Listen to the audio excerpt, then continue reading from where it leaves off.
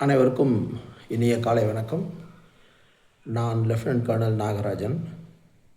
நாள் 4/7/2026.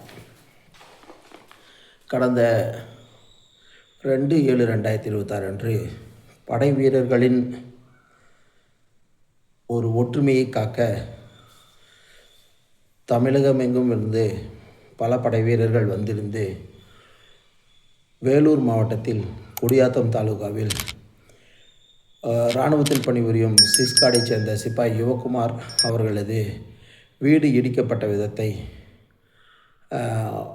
ஆர்டிஓ குடியாத்தம் அவர்களிடம் மனு கொடுத்து உடனடியாக படைப்பணியில் இருக்கும் படை வீரரின் மன உளைச்சலை தடுத்திடவும் அதற்கு ஒரு நிவாரண நடவடிக்கையாக உரிய நிவாரணப் பணி செய்து தரும்படி கேட்டிருந்தோம்.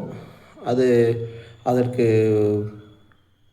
வேலூர் மாவட்டத்தில் திரு விநாயகமூர்த்தி அவர்கள் மிகவும் சிறப்பாக அரேஞ்ச்மெண்ட் செய்திருந்தார். நானும் எனது மனைவி சித்ரா அவரும் சென்றிருந்தோம். உடன் சுபதார் சேரன் இங்கேருந்து அவருடைய மனைவியோடு வந்திருந்தார்.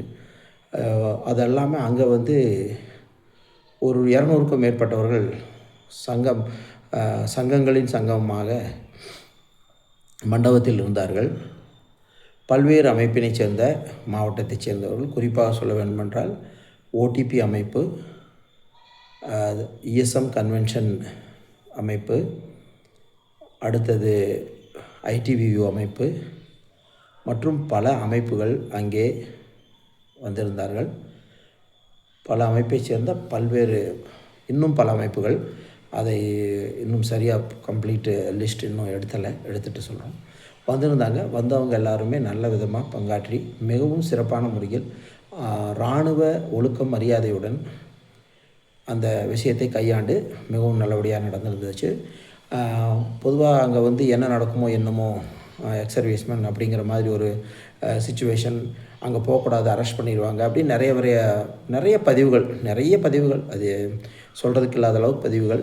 அதையும் தாண்டி எது வந்தாலும் சரி, நாம் நமக்காக என்னைக்கு ஒற்றுமையாக ஒரு விஷயத்தை கையில் எடுத்து உரிய முறையில் செய்வோமோ அதை செய்து காட்டுவோம்ட்டு அரியலூருக்கு அடுத்தது இந்த குடியாத்தம் நிகழ்வு அமைந்தது. இதற்கு வந்திருந்த அனைவருக்கும் எனது சார்பாகவும், தமிழக முன்னாள் படைகள் சார்பாகவும், ஒவ்வொருத்தர் சார்பாகவும், அந்த குடும்பத்தின் சார்பாகவும் நன்றி தெரிவித்துக் கொள்கிறேன்.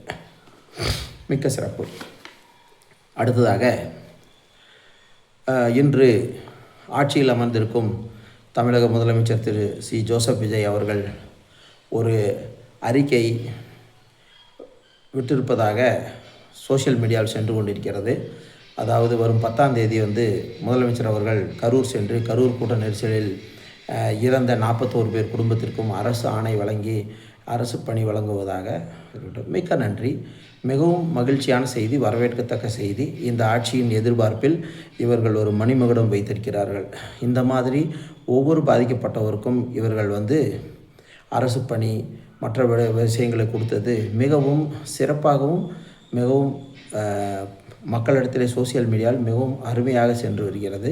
அதற்கும் நாம் நன்றி தெரிவித்துக் கொள்கிறோம். அடுத்ததாக, நமக்காக நாம் ஒன்றிணைந்து செயல்பட்டால்தான் ஒவ்வொரு விஷயமும் சரியாக நமக்கு நடக்கும்.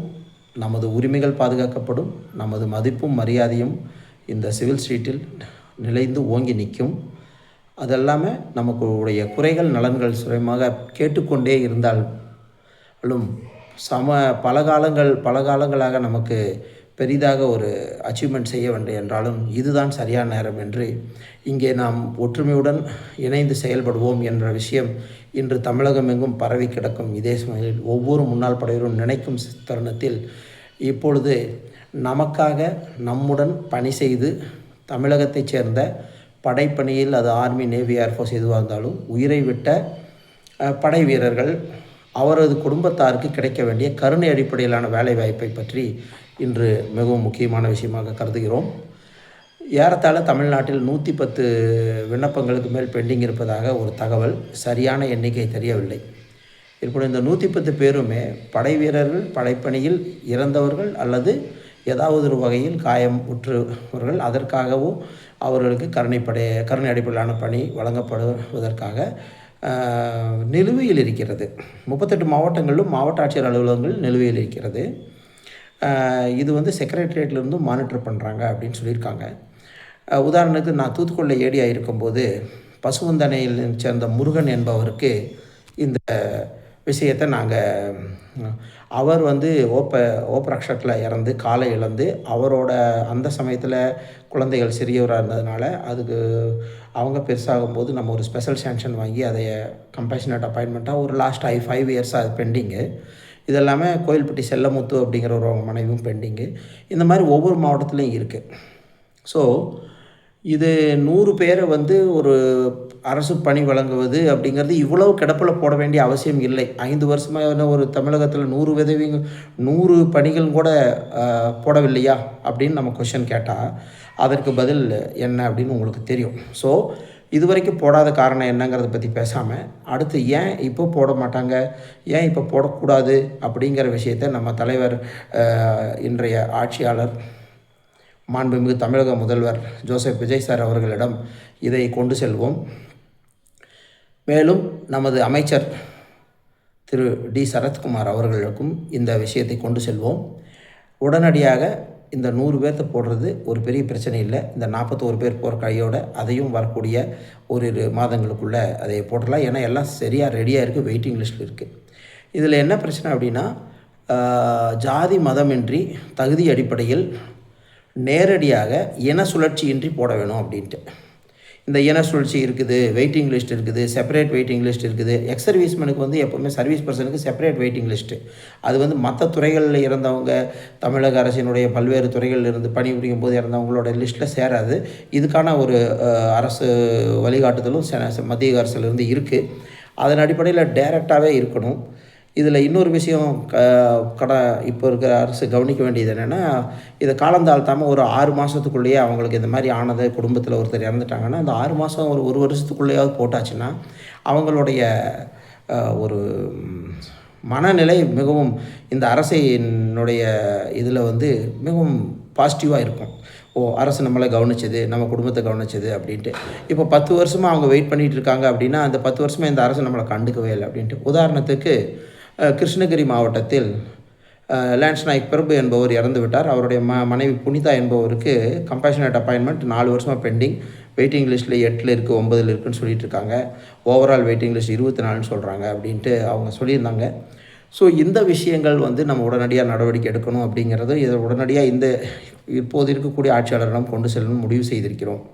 முடிவு நாம் செய்ய நமக்காக நாம் அனைவரும் சேர்ந்து செய்கிறோம். ஏன்னா முதலில் வந்து நமக்கு இந்த ஒருங்கிணைந்த அமைப்பாக நம்ம செயல்படும் பொழுது முதலில் நம்ம செய்ய வேண்டியது நமக்காக நம்முடன் வாழ்ந்த நம்மை விட்டு உயிர் பிரிந்து இன்று அவர்கள் குடும்பத்தினர் தவித்து கொண்டிருக்கும் நிலையில் அவங்களுக்கு செய்கிறது தான் ஒரு வீர வணக்கமாக இருக்கும். அதனால் நம்ம கையில் எடுக்க வேண்டிய விஷயம் முதல்ல வந்து கம்பேஷனேட் அப்பாயின்மெண்ட்டு. இதை போட்டாலே அந்த 100 பேருக்குமே வந்து ஒரு பெரிய ஆறுதலாக இருக்கும்.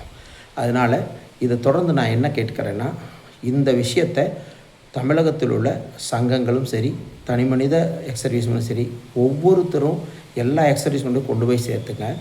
இதன் மூலம் வந்து அனைத்து எக்ஸ் சர்வீஸ்மேனுக்கும் இந்த விழிப்புணர்வு ஏற்படுத்தி அவங்க வீட்டு பக்கத்தில் அவங்க யூனிட்காரங்க, அவங்க தெரிஞ்சவங்க, அதே மாதிரி ஜில்லா சைனிக் போர்டு ஆஃபீஸில் இந்த லிஸ்ட் இருக்கும். யாரெல்லாம் வெயிட்டிங் லிஸ்ட்டில் இருக்காங்க அவங்களுக்கு இந்த நியூஸை கொடுத்து அவங்க ஒரு 2 நிமிஷம் ஒரு வீடியோ, இது மாதிரி நான் என்னோடய கணவர் இப்படி இருந்தார், இந்த வயசில் இருந்தார், இந்த இதில் இறந்துட்டார், அதுக்காக இத்தனை வருஷம் ஆச்சு, கருணை அடிப்படையில் இந்த மாவட்டத்தில் பெண்டிங் இருக்குது.